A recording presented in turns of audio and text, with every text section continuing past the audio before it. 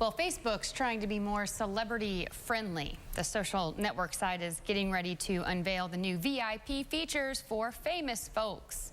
These changes will allow stars to keep a close eye on chatter and interact with their fans much more easily. Testing on the features will soon start with a limited group of celebs. Facebook hopes that the adjustments will persuade people to spend less time on other websites like Twitter. Over the past, not to name any, but just Twitter. Over the past few months, Facebook has introduced hashtags, trending topics, and embedded posts. You know, as Facebook becomes more popular, the younger people moved all over to Twitter. That's what I guess that's what they're saying. They're trying to steal that popularity back because now they have competition. Yeah. Hard to keep up, isn't it? What's after Twitter? Where do they go after Twitter?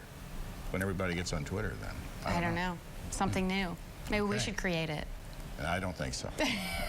Well, country singer Billy Currington has pleaded not guilty to charges of elder abuse and making terroristic threats. His attorney entered the plea for him in court on Wednesday, and Currington is accused of threatening a tour boat captain who cruised past his Georgia home in April. His next court appearance is August the 4th. I had not heard that. All he mentioned was something about a torpedo. No, I don't know what he did. I don't know what the statement was either. I had not heard about that until right now. I guess he didn't like that tour boat Must going have been by. in a bad mood that day. More singers here. Embattled R&B singer Chris Brown is due in court today in connection with a minor hit-and-run accident. Brown denies that he did anything wrong, but the charge cost him his probation for the beating of his former girlfriend, Rihanna. Brown remains free until the trial. And he's a mess. He's always in trouble, and I know that we heard a story recently, and it's taking a toll on him, I think, in a sense, but he just is always in trouble. Seems that way. Read about him about once every month at least, maybe 3 weeks. It seems like it, doesn't it? I don't know. Well, from reality TV star to U.S. congressman, some Republicans are calling for the Duck Dynasty star. Do you know Willie Robertson, this Duck Dynasty star? Know of him?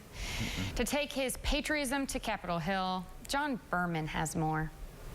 What about it? If you squint and tilt your head just the right way, it almost sounds like a campaign platform. A very hairy one. You know what makes me happy? Besides bubble baths and puppies and not wearing pants during my interview? Watching new episodes of Duck Dynasty. Willie Robertson is one of the stars of A&E's Duck Dynasty. The show follows the family behind the hunting companies Duck Commander and Buck Commander. Willie, the CEO, and the rest of the family kick off their 4th season tonight. But some are reportedly calling for another type of kickoff.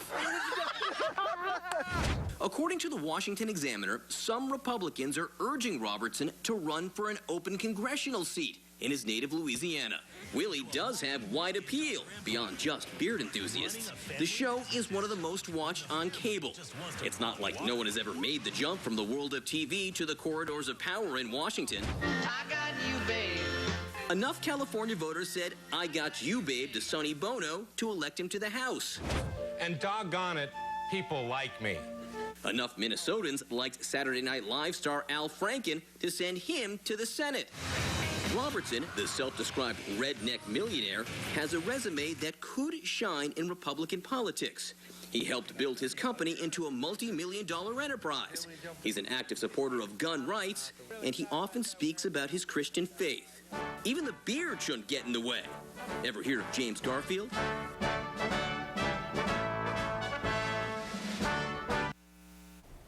Well, yeah, that was 130 years ago, though.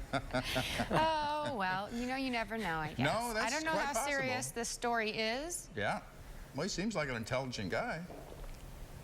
We'll see. And well-liked. All right. Okay. Well, Michael Jackson's ex-wife, Debbie Rowe, broke down at the stand at the singer's wrongful death suit. Rowe is the mother of Jackson's 2 oldest children. She told the court that the singer had a tremendous fear of pain. And Rowe said that the doctors, including the dermatologist that she worked for, often tried to one-up each other while medicating Jackson. That whole incident is I'm too surprised bad we don't have more books about Michael Jackson. I think we're going to see some definitive ones coming out sometime soon. I'd expect that as well. 2 stars of The Real Housewives of New Jersey have pleaded not guilty to a number of federal fraud charges.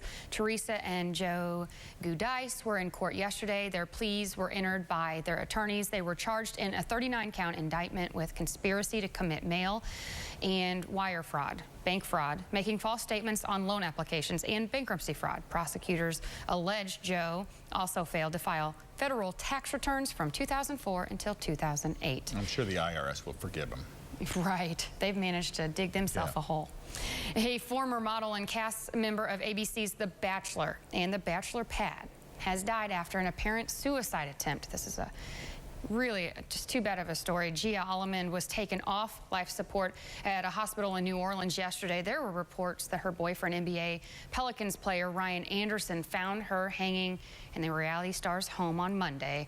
She was only 29. Wow. And we're Sad sorry to story bring there. you down there, but that's what's happening right now in Okay. Hollywood. Let's take a look at what's going to be happening on CBS this morning.